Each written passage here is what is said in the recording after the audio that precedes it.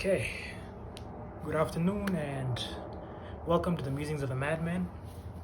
I am your host, the last operator of the universe, and today I'd like to tell you about Montezuma.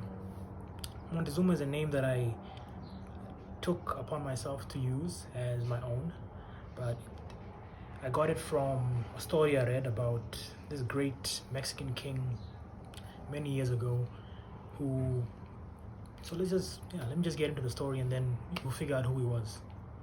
But as a forward, Montezuma was technically a barbarian. Not technically. Montezuma was a horrible ruler, bloodthirsty. He was bloodthirsty, and he was technically a cannibal as well. And we can call him a murderer. And he killed, at the peak of his power, he killed more than 20,000 people a year. And think about it, directly and indirectly he killed more than 20,000 people a year. So this was a very powerful and dangerous man. But he was also great, and he did a lot for his people. His people were prosperous, powerful, well-fed, and well taken care of. These people were technically the Mexican people, and they arrived after traveling down the North American the North American line, or rather the North American coast on the west coast. They ended up there in Mexico. And to say how they ended up there, how they ended up in North America in the first place would be to assume that they traveled somewhere along Alaska from the northeast of Asia, and then traveled along Alaska down the Bering Strait, and then ended up to where we know as Alaska. Then they entered North America, and they traveled down south until they ended up in that small central part of America that we call Mexico.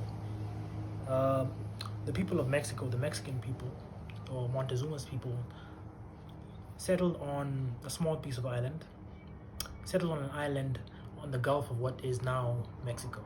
Yes, I think that gives enough backstory.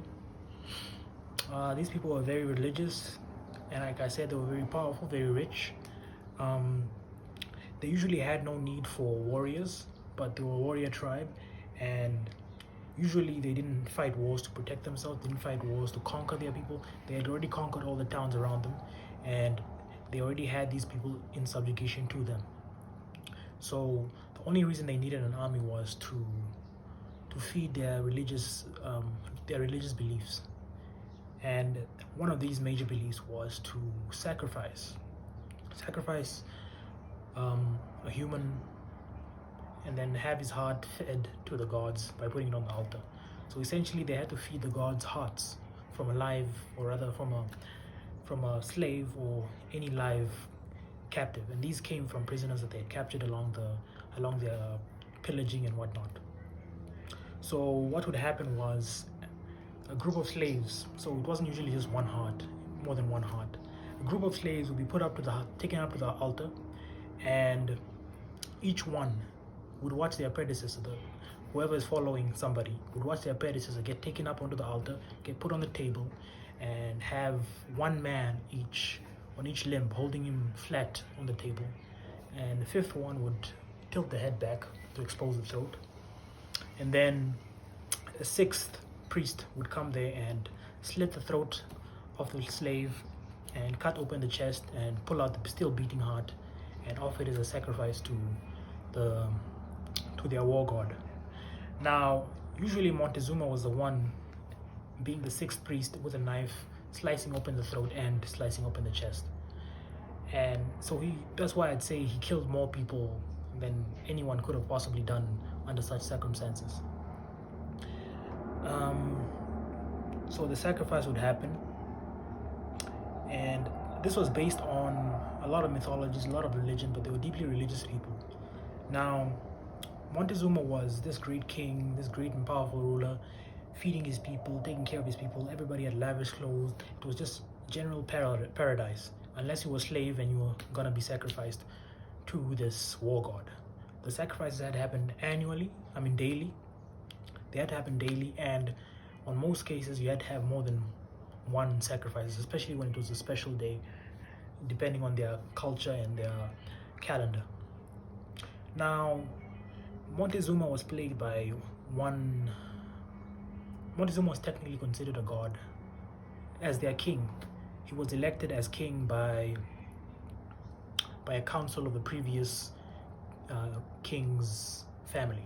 So what would happen, if you put it in perspective, it's like if Queen Elizabeth died today, you'd have the cabinet there deciding whether or not they should let Prince Charles become the new king or become the new monarch, essentially. So that's what happened with Montezuma. He inherited and he was elected to the throne by the family of his uncle when his uncle passed away. So when he was born in 1480, it's a very special day, but then it's only special if I tell you the rest of the story. Montezuma was plagued by this strange, this prophecy of one of their gods, where a long time back, their war god was fighting against his arch nemesis Quetzalcoatl. And after the fight, Quetzalcoatl lost, and he sailed away on a magic raft towards the rising sun. But when he left, he gave up prophecy. He gave them a warning. He said, when I come back, I'm gonna raise this entire place to the ground, and there'll be nothing left. You will regret praising the war god or choosing the war god over me. And then he left. And he said he'll come back in, what was it? He said he'll come back in a specific amount of time. Now, since these people had a calendar, it was sort of like a leap year to them. This day that was where you expected the Quetzalcoatl to return.